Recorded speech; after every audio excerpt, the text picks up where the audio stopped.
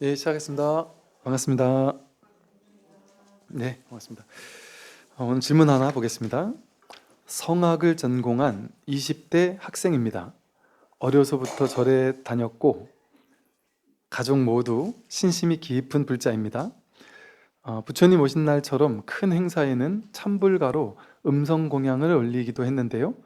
불교는 큰 행사가 아니라면 노래를 부르는 일이 많지 않아서 그럴 기회가 적습니다. 본인도 저도 제 생계가 있으니 어쩔 수 없이 교회 솔리스트로 활동을 하고 있는데요. 이 교회로 개종을 해야 될까요? 고민이 됩니다. 이렇게. 이게 이런 학생이 의외로 많아요. 불교계에 저는 이런 질문들을 많이 받아봐서, 왜냐하면 이제 불교계는 이렇게 막 이런 게 많지 않잖아요. 찬불가를 막 전문적으로 이렇게 하고 막 이러지 않잖아요. 근데 교회 같은 데는 이제 찬송가 이런 문화가 엄청 많다 보니까 그 대형 교회 같은 데서 이렇게 예술가, 뭐 음악가 이런 사람들을 아예 후원을 이렇게 하고 아주 탑이 되잖아요. 그러면 큰 이런 데서 엄청난 후원 같은 걸 해줘요. 그래서 전에 어떤 스님이 독실한 불자라고, 아주 신신 깊은 불자라 스님들에 가서 응원해줘야 된다고. 그래가지고 이제 당신이 저 예술의 전당 공연 티켓을 사주면서 저보고 같이 가자 그래가지고 같이 가서 그 공연을 봤어요. 이제 공연을 봤는데 분명히 이분 말로는 독실한 불자라고 우리 스님들에가 응원해줘야 된다 그래가지고 가서 앉아 있었는데, 그 친구 앞에서 얘기를 하는데 그 목사님 감사합니다 얘기만 계속 하더라고요. 스님 얘기는 하나도 안 하고. 그게 뭐지 싶어 싶었어요. 나중에 보니까 이게 이제 본인은 이제 약간 이런 쪽이었나 보죠. 불교 쪽이었나 보죠. 그런데 이게 이제 대형 이런 데서 워낙 후원을 이렇게 하고 그 정도에서 공연할 만한, 이렇게 이제 쉽게 말해서 이게 아직 안 되는데도 그거를 만들어 주고, 그래서 막 적극적 후원을 해주고 티켓도 팔아주고 뭐 이런 일들을 하다 보니까 이게 자연스럽게 그 종교를 안 믿을 수가 없고, 내가 이만 받은 게 있으니 또 이렇게 하자는 수도 있고 없고 뭐 이런 것도 있던 것 같더라고요. 제가 옛날에 서울에서 이제 청년의 지도법사를 할 때, 20대 때, 저희 임원을 하던 분 중에 한 친구도, 한 분도 이게 피아노 전공을 했는데 자기가 마음만 오케이 하면 여기저기서 오라는 데가 너무 많은 거예요. 주말마다 가가지고 피아노 쳐주면 이렇게 그래도 자신 학업할 수 있는 뭐 학비도 되고 용돈도 되고 할 만한 이렇게 알바처가, 교회가 엄청 많은 거죠. 근데 본인은 그래도 교회는 가기 싫어서 절에 오고 싶다, 절에서 하고 싶다 했는데 다 뒤져도 불교에서는 그런 찾을 데가 없는 거예요. 불교는 뭐 노래 부르는 데 잘 없고, 해봐야 뭐 목탁치 이런 게 주로, 초하루법회 하면 노래할 일이 별로 없잖아요. 피아노 칠 일이 별로 없잖아요. 그러니까 어쩔 수 없이 참 되게 좀 힘들어하고, 또 그러다 보니까 그쪽 계열에는 대부분이 그쪽 종교가 많대요. 그래서 불교라는 종교라고 내세워서 얘기를 하면 이게 좀 힘들어지는 뭐 이런 일들이 실제 많다고 들었어요. 뭔가 할 수 있는 걸 못하거나, 이렇게 해서라도 내 소신을 굽히지 않는 게 올바른 일이냐, 아니면 나는 불교지만 어디든 마음이 열려 있습니다 정도로 해서 거기서 가서 할 거는 하는 게 또 맞느냐, 아니면 내 마음은 불교지만 겉으로라도 저 교회 다닙니다 이렇게 얘기하고 또 이렇게 종교를 아예 바꾸는 게 맞는 것이냐, 아니면 아예 대놓고 그것도 양심에 걸리니까 진짜로 종교를 바꾸는 게 맞는 것이냐. 정답이 있을까요? 정답이 없어요. 그건 자신이 알아서 결정하고 알아서 거기에 따른 책임을 자기 스스로 지는 거예요, 그냥. 이게 정답이 없어요, 세상에는. 그럼 이제 제가 드리고 싶은 말은 뭐냐면, 모양의 세계잖아요. 이게 이 마음의 관심석, 우리 본성에, 우리 마음에서 본다면 어떨까요? 목사님께서 설교를 하는, 신부님께서 강론을 하는 그것이 이 마음 하나 써서 하는 거예요. 이걸 이제 교회 성당에서는 예를 들어 뭐 신성이라고 할 수도 있고 영성이라고 할 수도 있을지 모르겠어요. 근데 어쨌든 이름은 뭐라고 다를 수 있으나 이 마음 하나, 이 진리 하나, 진실 하나, 이것이 목사님의 업에 그 몸으로 들어가면 설교를 해요. 신부님한테 가면 강론을 하고 스님한테 오면 설법을 한단 말이에요. 우리 모두의 종교는 다 달라도 모든 종교의 그 원천은 뭐냔 말이에요. 그걸 꼭 굳이 우리가 이름을 붙여야 되냔 말이에요. 이걸 불교라고 아니면 뭐 신성이라고 하면 틀리거나 맞거나 이게 정해져 있냔 말이에요. 이거 굳이 이름 붙이지 않아도 돼요. 모든 모양의 세계는 전부 다 마음에서 드러났단 말이에요. 일체유심조란 말이에요. 이게 말로 표현하자니까. 이게 말의 낙처를 알아야 돼요. 교회가 큰 거대 대형 교회가 딱 있고 성당이 딱 있어요. 절이 있어요. 그 모든 게 어디에 지어져 있어요? 땅 위에 지어져 있는 게 아니라 우리 본성 위에 지어져 있단 말이에요. 불교로 말하면 본성이에요, 이게. 이게 기독교로 말하면 이게 하나님이에요. 이 신성이란 말이에요.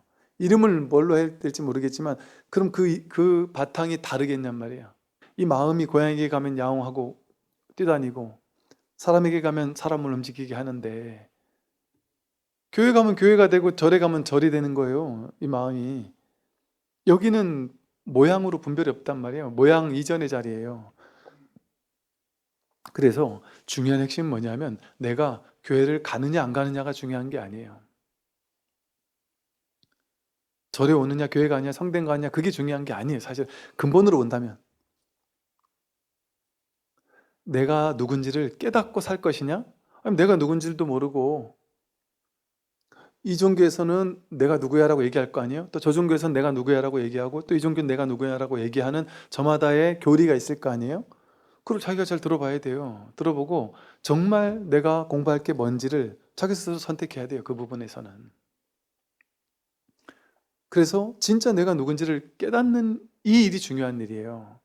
제가 봤을 땐 그래요. 만약에 내가 내 마음을 깨닫고 내 자장을 깨달았어요.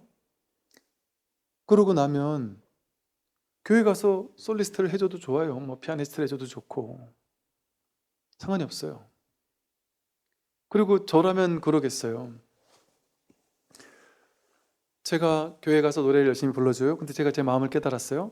그럼 열심히 할 것 같은데요. 만약 그 인연이 그렇게 된다면 내가 밥벌이 먹고 하루하루 버벌어 먹어 살아야 되는데 딴 데서 할 게 없다. 그럼 거기밖에 없다? 그럼 할 수도 있을 거예요. 왜 못해요? 아무 상관없죠. 하는데 이 마음, 내가 마음 깨달은 이 마음은 확실하잖아요. 그러니까 이 마음, 이걸 어떻게든 주변 사람들에게 알리려고 노력할 거예요. 그렇다고 뭐 고집 부리진 않아요. 실제 그런 사람들이 많이 있어요. 즉 이거를 제가 봤을 때 이게 아니에요. 즉 이 사람은 마음을 깨달은 불교 신자인데 교회에 잠입해 들어가 가지고 교회 사람들을 불교로 개종하고 있구나 이 개념이 아니에요. 이 개념이 아니라 지금 이게 어떤 개념이냐면 교회를 믿던 사람이 문득 법문을 듣다가 자기 마음을 깨달은 사람들이 은근히 많이 있어요. 딱 깨닫고 나서 보니까 와, 지금까지 내가 들었던 목사님의 설교가 다 이 얘기였구나. 하나님이 지금 이걸 하나님이라는구나. 이걸 깨달아요. 그래서 사실은 이거는 종교가 아니에요. 불교란 하나의 종교가 아니에요. 이 세상에 수없이 많은 종교가 있잖아요. 수없이 많은 종교들. 이 세상에 있는 온갖 모든 종교 사상 철학들이 있는데 그 모든 것을 드러내고 있는 이 바탕, 그 모든 것을 포함하고 있는 그 출세관이라 그래요. 그러니 어떻게 불교를 여기서 어떤 하나의 종교로 만들 수 있어요? 내세울 수 있어요. 불교를 하나의 종교로 딱 내세우면 그거는 불교를 무시하는 거예요. 비불교적인 행동을 하는 거예요. 불교만 최고야, 불교만 위대해 이렇게 얘기를 하면 왜 모두가 불교 아닌 게 없어요. 이 진리 아닌 게 없어요. 법 아닌 게 없어요. 이 삼라만상 전체가 법 아닌 게 없어요. 그러니까 오히려 그게 더 빠르지 않을까요? 달라이라마 스님이 나는 이 세상 모든 종교를 다 없애고 다 불교로 바꾸는 것을 원하지 않는다. 이 세상에 불교라는 종교 하나만 있는 것을 원하지 않는다. 각자 저마다의 종교가 지혜롭게 자신의 신앙을 했으면 좋겠다. 뭐 이런 말씀하셨는데 마찬가지로 이 세상 모든 사람을 불교로 바꾸게 만들어가지고 다 깨닫게 하는 게 그게 가능하지 않을 수 있어요. 그러니까 오히려 더 빠른 건 뭘까요? 각자 자기 종교에서 말하는 그 진짜 핵심이 뭔지를, 진짜 하나님의 뜻이 뭔지를 깨닫게 하는 거죠. 왜냐하면 이 마음을 딱 깨닫고 보면 그게 저절로 깨달아지거든요. 이거 혼란스럽지 않단 말이에요. 헷갈리지 않는단 말이에요. 교리적으로 헷갈리지 않아져요. 성경이 비로소 이해가 된다니까요. 또 오염된 부분들, 걷어낼 부분들, 걷어내지 않아도 되는 부분들이 그냥 보일 수 있다니까요. 그럼 그 중에 핵심적인 부분들을 잘 설해가지고 그 사람들을 교화시킬 수도 있겠죠. 언제나 불교든 뭐 어떤 종교든 상관없이 이 종교를 모양으로 이해하고 해석하면 우리는 종교에 반하는 행동을 하는 것이고, 어떤 종교에 있든 그 종교에서 말하는 낙처, 근본, 이 법에 있다면 그건 그 종교를 살리는 일이라고 생각해요. 그래서 그런 어떤 근본이 중심이니까 그 중심을 놓치지 않는다면 뭐 현상세계, 모양의 세계는 어떻게 하든 스스로 인연 따라 선택할 수 있지 않겠나 이런 생각을 해봅니다. 이제 지난번에 개정해, 해탈, 해탈지견, 오분향을 설명하면서 해향에 대해 설명했는데요. 해향은 자기 마음에 걸림이 없어서 항상 지혜로서 자성을 비추어 보아서 어떤 악도 짓지 않고, 또 비록 많은 선을 닦더라도 마음으로 나는 선을 많이 행한 사람이야 라고 집착하지도 않는다 그랬어요. 그러면서 윗사람을 공경하고 아랫사람을 보살피고 외롭고 가난한 이를 불쌍히 여기는 것을 해양이라고 한다고 했어요. 이게 무슨 말이냐면, 이 법에 대한 얘기가 나오다가 갑자기 세간적인 윗사람을 공경하고 아랫사람을 보살피고 윤리도덕적인 갑자기 이런 얘기가 나왔잖아요. 이게 무슨 말이냐면, 이렇게 자기 마음이 걸림없는 지혜, 이 자성, 이 비추어 보는 이 자성에 딱 자리하고 있으면 저절로 선악의 걸림이 없어질 뿐 아니라 저절로 우리의 일상사를 어떻게 살아야 되는지, 대인관계를 어떻게 맺어야 되는지, 윗사람과 아랫사람을 만날 때 어떻게 인연 맺고 살아야 되는지, 또 힘들고 외롭고 고통받는 사람들을 만날 때 어떻게 살아야 되는지에 대한 모든 삶의 모든 현장에서의 모든 지혜가 저절로 나온단 말이에요. 그거는 하나하나 배워야 되는 게 아니에요. 예를 들어 우리가 분별지를 가지고 힘든 사람을 만나면 매뉴얼을 공식처럼 배워가지고, 이렇게 힘든 사람은 이렇게 도와주고 저렇게 상담해주고, 이렇게 괴롭다면 저런 기법을 써서 상담해주고, 윗사람을 만나면 이렇게 행동해야 되고, 나보다 못한 사람을 만나면 이렇게 행동해 줘야 된다라는 수많은 매뉴얼을 가지고 공부하고 외웠다 할지라도, 저기 마음이 막 혼란스러운 사람은, 마음이 탐진치 삼독에 물든 사람은 그 공식대로 되겠냔 말이에요. 그런데 지혜의 향기가 생겨나면, 이 본래 마음, 자기 마음을 깨닫게 되면, 이 마음 깨달은 거 한 문제 해결했는데, 마음 하나 확인했을 뿐인데 어떤 일이 생길까요? 삶의 모든 순간에, 모든 문제에서, 대인관계, 회사관계, 모든 순간에 구체적으로 어떻게 행동해야 되는지를 배울 필요가 없어요. 저절로 행하게 되니까, 저절로 그 인연에 맞게 행하게 되니까 저절로 행해진단 말이에요. 그래서 그 행은 배워서 하는 행위 아니에요. 이 마음이라는 본성의 지혜가 구족되어 있기 때문에, 이 지혜의 향기가 구족되게 되면 저절로 자기의 마음, 본성, 이 지혜에서 삶을 어떻게 살아야 될지에 대한 구체적인 지혜가 등장한단 말이죠. 드러날 수밖에 없어요. 이걸 지혜의 향기라고 그래요.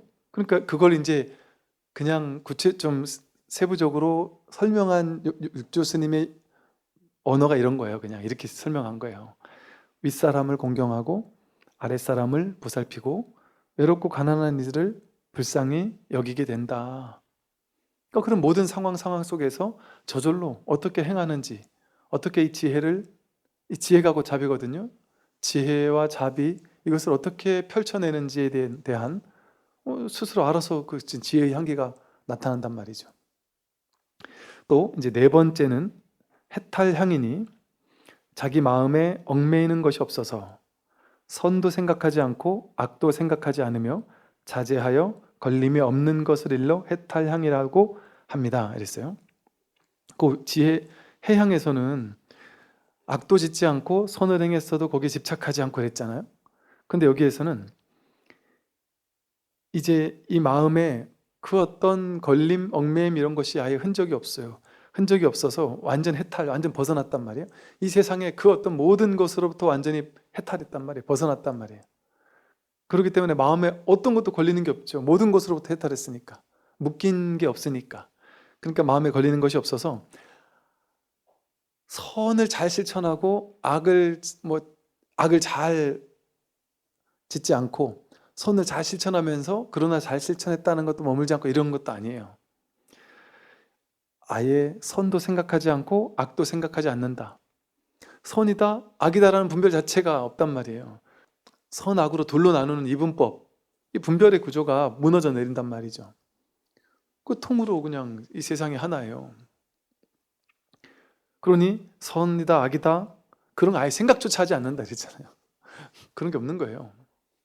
다 있는데 없단 말이죠. 다 있는데 없으니까 있음을 쓸 수도 있고 없음을 쓸 수도 있어요. 이렇게 선도 생각하지 않고 악도 생각하지 않고 선악에 걸림이 없단 말이죠. 자제해서 자유자재하단 말이에요. 어디도 걸림이 없이 자제해서 걸림이 없는 것을 일러 해탈향이라고 한다. 그러니까 완전히 이제 지혜가 생겼다가 지혜의 안목이 생기게 되면 지혜의 안목이 점차 밝아져요. 우리 도노 후, 견성 후 보임을 하게 되면 점점 자신의 지혜가 넓어진다는 걸 느껴요. 그리고 처음에는 이 부분은 내가 이해되는데 이해 안 되는 부분도 있고, 이 부분은 내가 납득이 되고 가슴으로 이렇게 받아들여지는데, 이 부분은 내가 도저히 아직 이게 법문이 100% 소화가 안 된단 말이에요. 그러나 이 해향, 지혜의 향기를 점점 이 보임이라는 삶을 사는 수행을 통해서 오롯이 이 법에 익숙해지는 시간을 오래오래 보내다 보면 점점 지혜가 원만해지고 구족해져서 결국에는 이제 탁 하나가 된단 말이죠. 내가 세상에서 이 법을 챙길 필요가 없어진단 말이에요. 법이 따로 있고 세상이 따로 있어서 해향, 지혜만 있을 때는 지혜를 점점 더 이렇게 구족시키는 어떤 수행을 할 때는 내가 있고 내가 수행을 하는, 처음엔 또 내가 수행하는 시기도 있죠. 그러다 나중에 가더라도 이제 내가 이 삶에서 법을 챙기는 공부를 하다가 나중에 가면 내가 법을 챙길 필요가 없단 말이죠. 챙겨도 일이고 안 챙겨도 일이구나. 오로지 일 하나뿐이구나. 나와 법이 따로 없단 말이에요. 나와 소가 같이 사라진단 말이에요. 완전히 불이법에 탁 개합이 된단 말이죠. 그럼 완전 둘이 아니면 탁 개합이 되니까 둘이 아닌데 뭐에서 걸릴 게 있겠어요. 이것이 저거에 걸리는데 이것과 저것이 둘이 아니라면 어디도 걸릴 게 없죠. 그러니까 얽매이는 것이 없고 선악이 없죠. 완전히 둘이 아니니까. 선악이 없고 자제해서 완전히 걸림없는 이걸 해탈이라고 한단 말이죠. 완전 불이법에 그냥 탁 개합이 된단 말이죠. 이것을 해탈향이라고 한다. 그리고 다섯째는 해탈직연향이니 자기 마음이 이미 선악에도 얽매이지 않고, 이미 해탈향에서의 단계에서 벌써 선악에도 얽매이지 않았죠. 공에 빠져서 고요함을 지키려고도 하지 않으며 그 이전 단계에서 해양이나 해탈향의 해양 정도의 단계에서 한때 잠깐 공에 빠지는 이제 시기를 보내는 사람들도 있어요.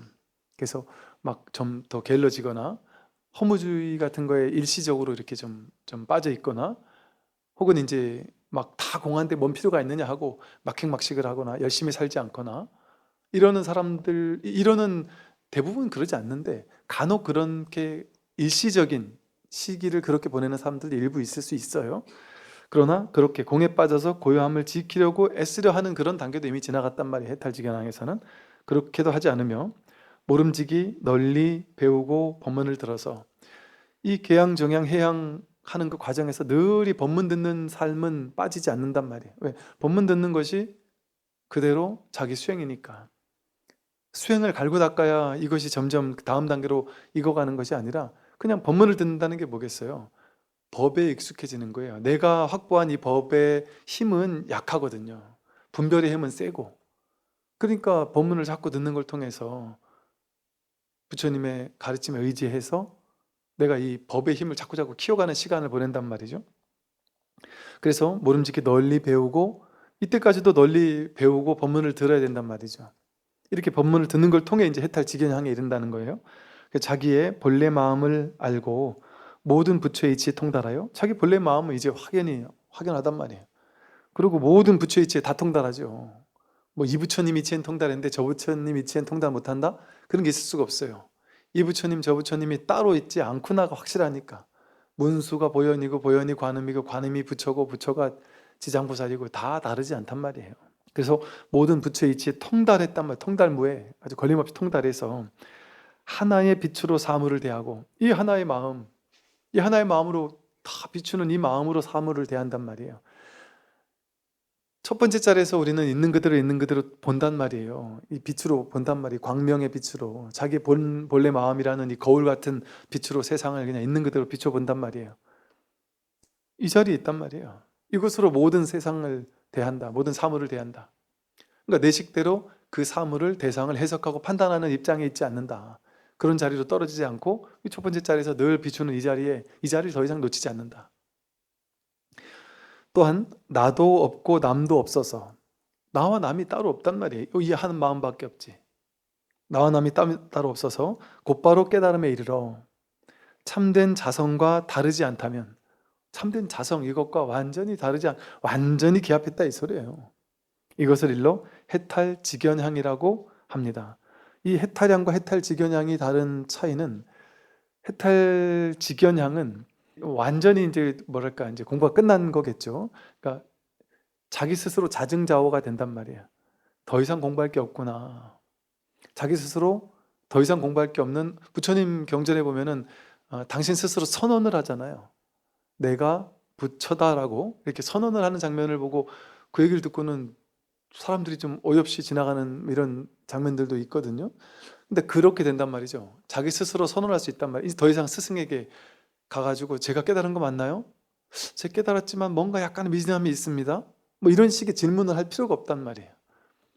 신성치 완전히 이제 성취가 되어서 더 이상 누구한테 뭐 물어보고 말고 자시고 스승이 필요가 없어요. 그러니까 자기 이상의 스승이 없는 거예요. 이제는 하늘 위 하늘 아래 나 홀로 존귀하다란 말이 저절로 나온단 말이에요. 그 나 홀로가 누구 홀로예요? 이 전부가 자기예요. 산하대지 일체 모두가 바로 여기서 말한 나란 말이에요. 나 홀로죠. 홀로밖에 없으니까. 이 마음 하나밖에 없으니까. 그러한 온전한 존귀함이 완전히 체득이 된단 말이죠. 그 스스로 이제 더 이상 의심이 없는 그런 어떤 깨달음에 이르는 것을 해탈직연향이라고 해요. 그래서 선지식들이요, 이 5분 법신향은 각자의 내면에서 피워지는 것이니 결코 밖을 향해 찾지 마십시오 그랬어요. 이렇게 자성의 5분 법신향, 자기 자성 하나 깨달으면 5분 법신이 구족된단 말이에요. 5분 법신향, 5가지 법신을 5가지로 이렇게 나누어 본다 이거예요. 법신의 특징을. 법신을 깨달으면, 자기 마음을 깨달으면 계율의 향기가 완전히 갖추어져요. 선정, 고요함의 향기가 완전히 갖추어져요. 지혜의 향기가 완전히 갖추어지고, 해탈의 향기가 완전히 갖추어지고, 해탈직연의 향기가 완전히 갖추어져서 내가 본래부터 이 5분 법신이 완전히 갖추어져 있는, 5가지가 완전히 갖추어져 있는 법신이었구나. 법의 몸이었구나. 이 육신이 아니었구나. 그게 5분 법신이에요. 이 법신을 5가지 부분의 측면으로 나눌 수 있는 게 5분 법신이에요. 그래서 우리는 개향, 정향, 해향하면서 예불을 할 때 부처님이 구족하신 5분 법신의 향기, 그것을 우리도 따르기 위한 마음으로 개향하면서 이제 연불을 하잖아요.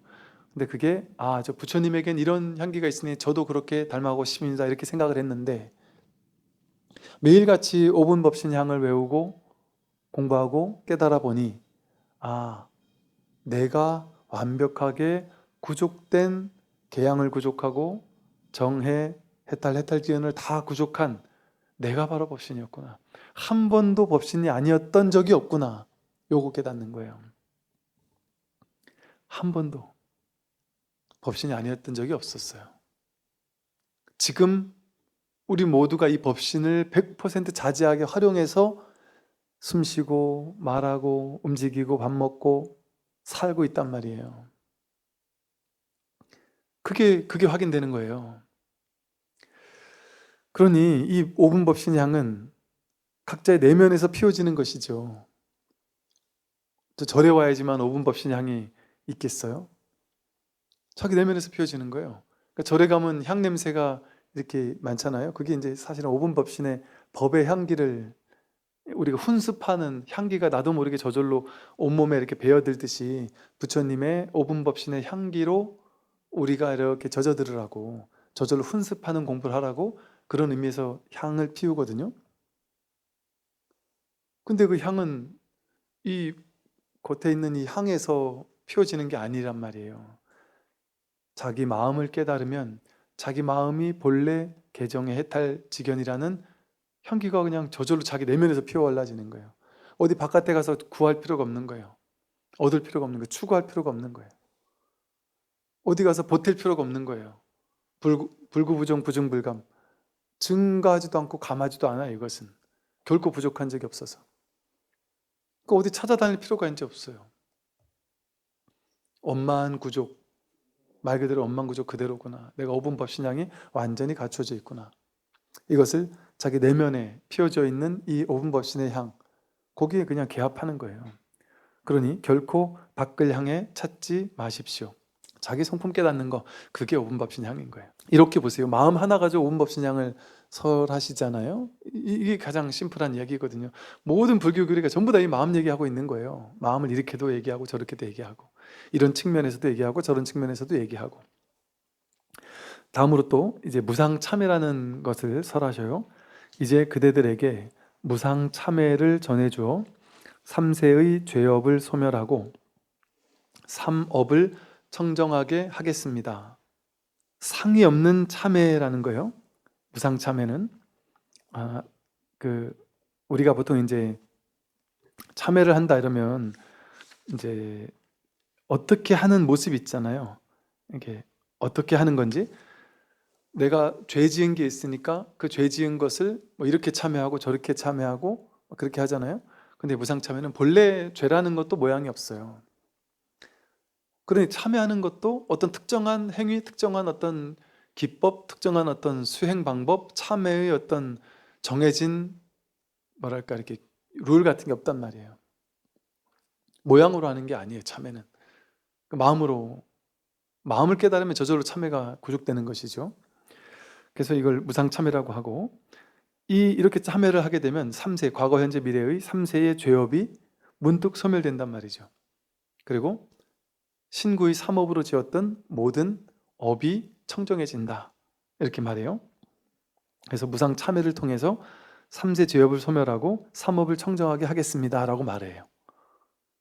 그러니까 이 육조 스님의 말에 의하면 자기가 상없는 참회를 정말 실천할 수만 있으면 지금까지 지어왔던 수없는 윤회 억겁 동안 3세 동안 지어왔던 수많은 죄업이 지금 일시에 소멸된다는 거예요. 소멸되게 해주겠다 이 소리거든요. 또 삼업, 신구의 삼업으로 우리가 저질러왔던 온갖 업보를 지금 여기서 곧장 청정하게 하는 게 가능하다 하는 소리예요. 선지식들이요, 각자 내 말을 따라 외우십시오. 저희 제자들은 과거와 현재와 미래의 모든 생각들이 매 순간 어리석음과 미혹에 물들지 않도록 하겠습니다. 과거로부터 지어온 악업인 어리석고 미혹한 죄를 모두 참회합니다. 원하옵건대 일시에 소멸하여 다시는 일어나지 않게 해 주시옵소서. 보통 우리 이렇게 참회할 때, 계율을 주기 전에 참회할 때 이렇게 참회문을 앞에 이제 일례하시는 스님들이 외워요. 그러면 사람들이 다 같이 따라 외우면서 자신의 어떤 죄업들을 스스로 자기 입으로 이렇게 말하면서 그 죄업을 참회를 하거든요. 그래서 이제 그런 장면이에요. 우리 제자들은 과거, 현재, 미래의 모든 생각들이 매 순간 어리석은 미혹에 물들지 않도록 하겠다. 과거로부터 지어온 악업인 어리석고 미혹한 죄를 참회하는데 이것이 다 소멸하여 일어나지 않게 해주십시오. 저희 제자들은 과거와 현재와 미래의 모든 생각들이 매 순간 교만과 거짓에 물들지 않도록 하겠습니다. 과거로부터 지어온 악업인 교만과 거짓의 죄를 모두 참회합니다. 원하옵건대 일시에 소멸하여 다시는 일어나지 않게 해 주시옵소서 하고, 또 마찬가지로 저희 제자들은 과거, 현재, 미래의 모든 생각들이 매 순간 질투에 물들지 않도록 하겠습니다. 과거로부터 지어온 악업인 질투의 죄를 모두 참회합니다. 원하옵건대 일시에 소멸하여 다시는 일어나지 않게 해 주십시오라고 지금까지 지어왔던 모든 죄업을 참회하는 거예요. 여기서 말하듯이 그 어떤 죄, 어리석음으로, 미혹으로 물들어서 지은 죄를 참회한다는 거죠.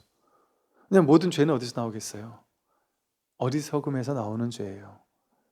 내가 누군지를 모르는 어리석음에서 나오는 죄여서 그 어리석음으로 지어온 모든 죄업을 참회하고, 또 나다라는, 어리석음은 왜 어리석어요?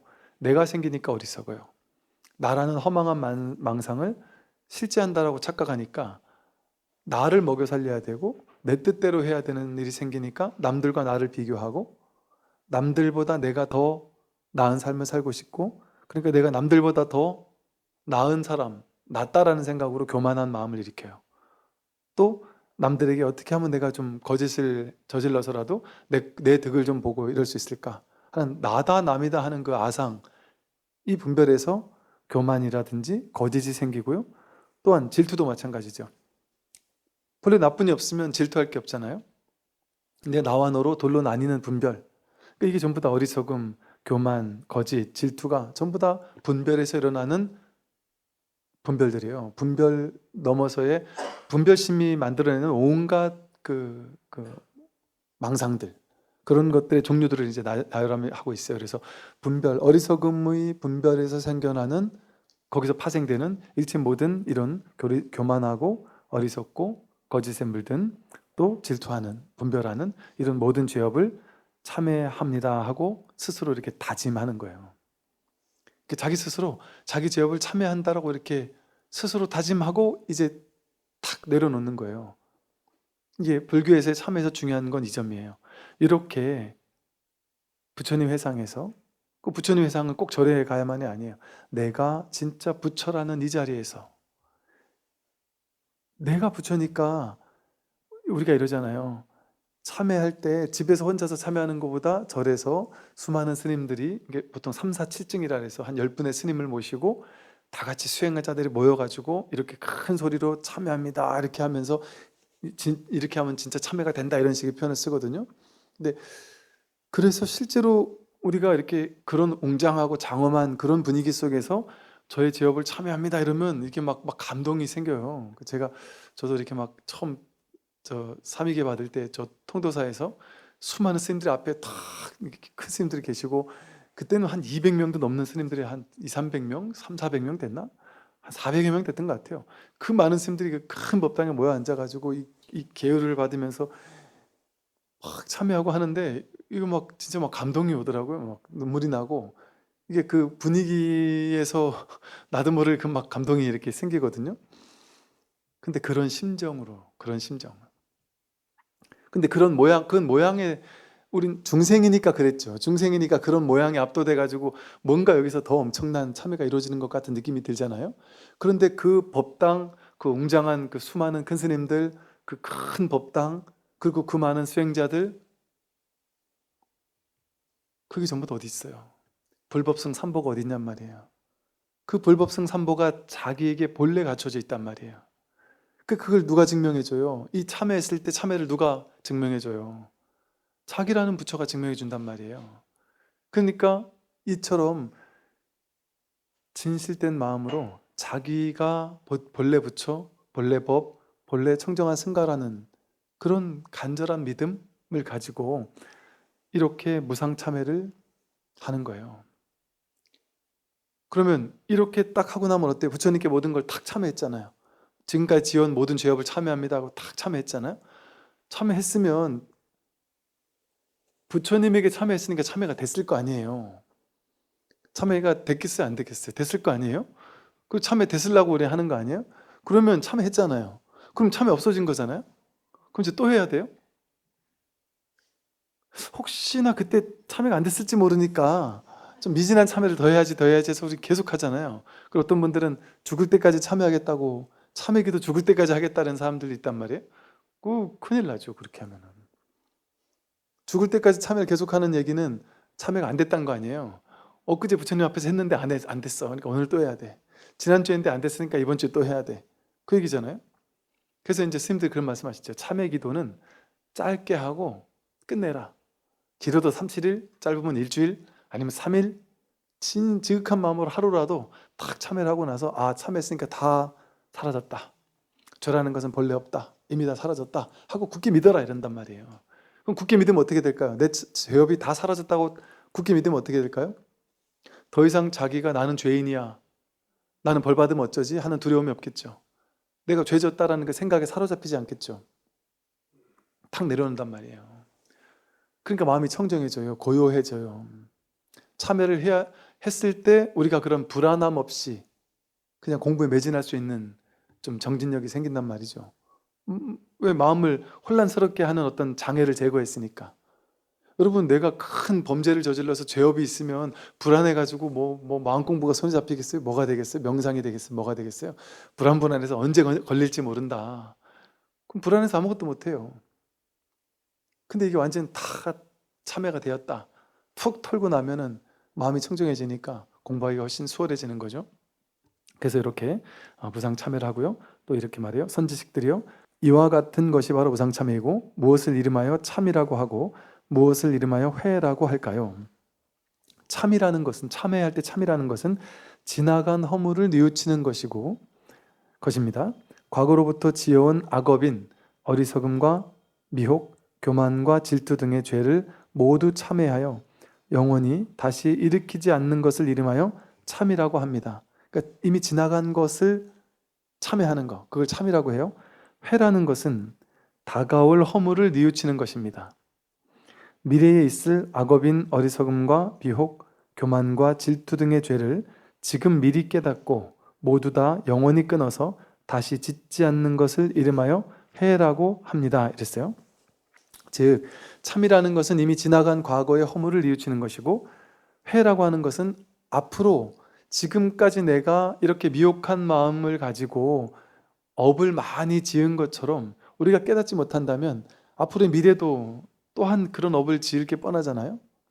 근데 그것 또한 내가 더 이상 짓지 않겠다라고 참여하는 거란 말이죠. 그러니까 앞으로의 다가올 미래에 대해서 내가 지금 참여를 해가지고 그러니까 쉽게 말해 이 말이 뭐냐면, 과거나 미래에 얽매이는 모든 우리의 분별심이라는 거는 과거 아닌 미래랑 연동돼서 일어나거든요. 생각이 일어나려면 그 생각은 항상 과거나 미래에 있어요. 지금 여기라는 눈앞으로 돌아오면 분별이 일어날 수가 없습니다. 한 생각이 일어날 수 없어요.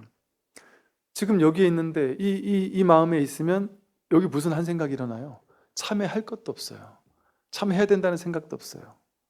근데 과거로 가거나 미래로 가거나 이래 되면은 생각이 일어나가지고 혼란스러워진단 말이죠.